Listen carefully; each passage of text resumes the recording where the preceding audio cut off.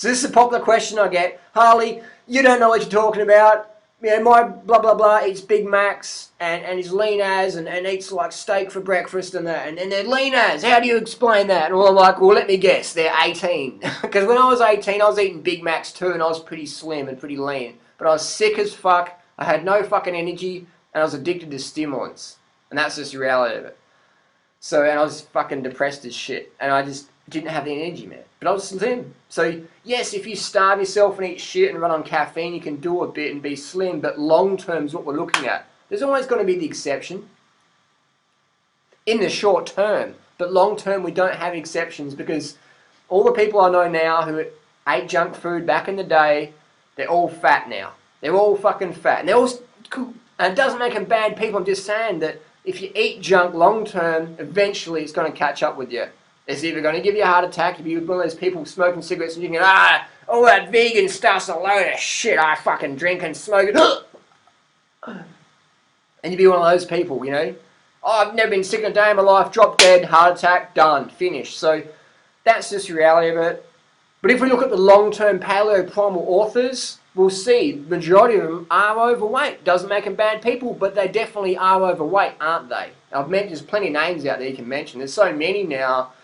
You know, I don't want to leave them out, but there's just so many now that are overweight from their paleoprimal low-carb diet.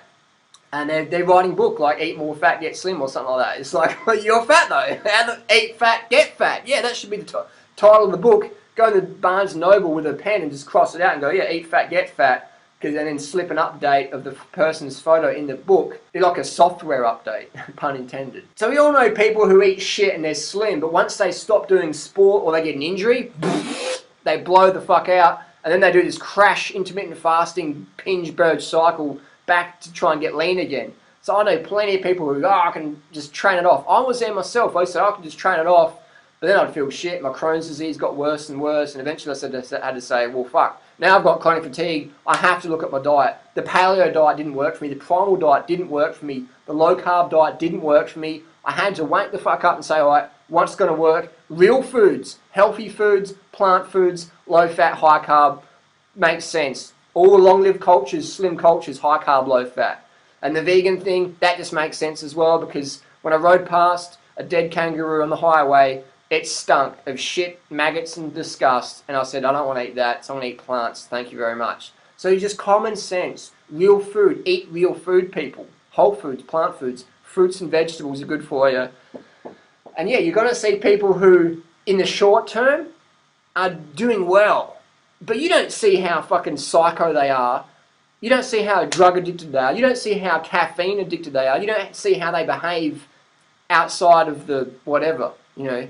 You don't know what's going on, and you see them now, but you don't see them in 5 years' time, or 10 years, or 20 years' time. I've seen these people. It doesn't make them bad people. I've studied this for so long. Since I was about 8 years old, I've been obsessed with about getting healthy and fit, because I was always sick as a kid. So I'm always looking at people, and all the kids I knew in high school that were fit and that, fucking none of them are fit now. I'm the fittest person from my high school, if we look back. So, you know what I mean? So I've gone from like the sick kid to the fit kid. So I've been definitely observing people over time. And I know plenty of people who are really good cyclists who could have had a pro contract racing Tour de France, and they've got an injury and just exploded, their weights just exploded out. And now I can hardly recognise them. They're so fat. They're still cool people, but I'm just saying that I remember back in the day people say, oh, look at such and such. He eats shit, Harley. He doesn't eat like you 10 years ago.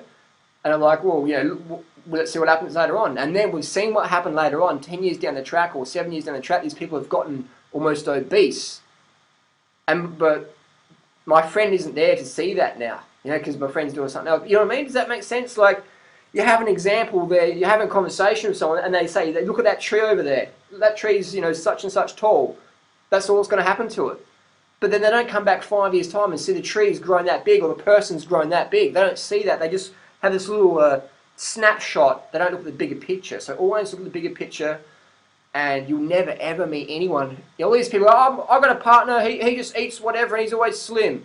Well, he's definitely, if he's eating shit, he's calorie restricting. Because that's just, no one's eating all they want Big Macs and staying slim unless their workload's huge. And then as soon as they get an injury, they're going to become huge. They're going to start gaining the weight because those foods you cannot eat and be slim long term.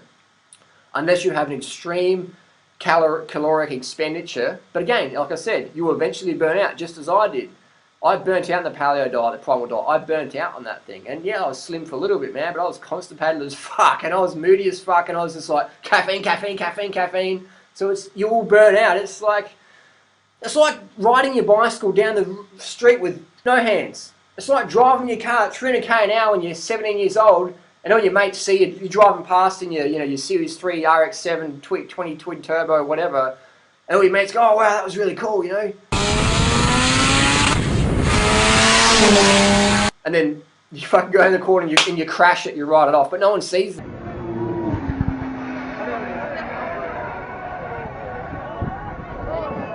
They just see you going past, going, wow, he was really cool. People don't see what happens later on. Does that make sense to people?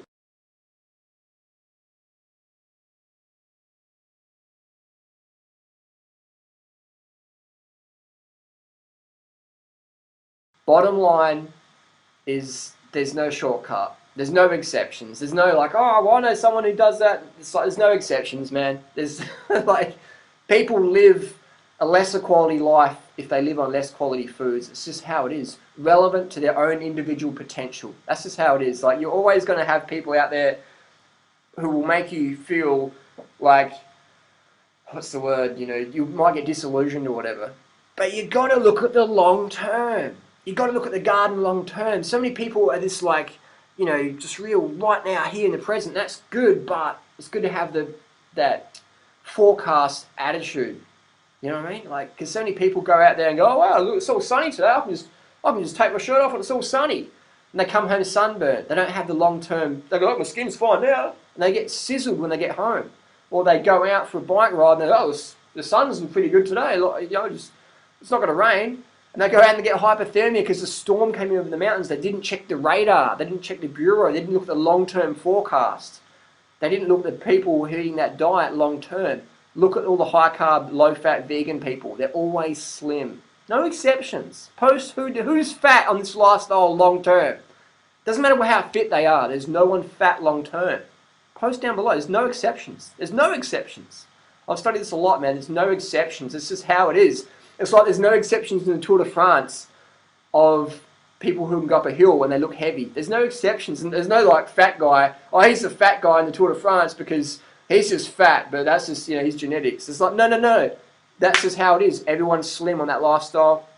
Everyone's slim on high carb, low fat vegan, regardless of your fitness level. Some people might have more tone than others because they use their muscles more. You know, some people are slim but sloppy. Some people are slim but toned, but everybody's slim. So if you want to be slim and toned, then do sport and eat well. So I hope that makes sense. There's no exceptions. All the people you know who eat shit now and who are lean, they'll burn out, they'll blow out, 100%, no exceptions. That's just how it is. They'll be the ones who are freaking out in the meantime, addicted to stimulants and just having to have caffeine. There's no exceptions, man. Now post your comments down below. And I'll do some more of these videos because this is a popular title, definitely. Thanks for watching. Want to learn more? Join the cult. We'll see you soon.